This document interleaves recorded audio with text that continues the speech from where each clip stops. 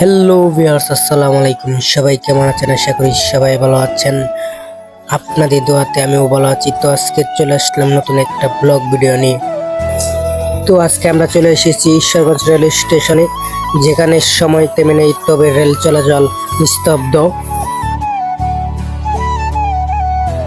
এটি তৈরি হয় ব্রিটিশ আমলে। তো আজকে গেছিলাম সাইকেল দিয়ে।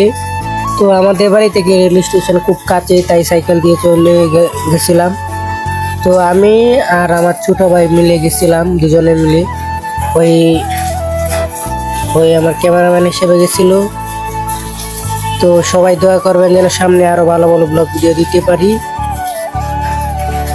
তো আজকে এই পর্যন্তই। সবাই আমার চ্যানেলটাকে সাবস্ক্রাইব করে দেবেন এবং পেজটাকে ফলো করে দেবেন। ধন্যবাদ।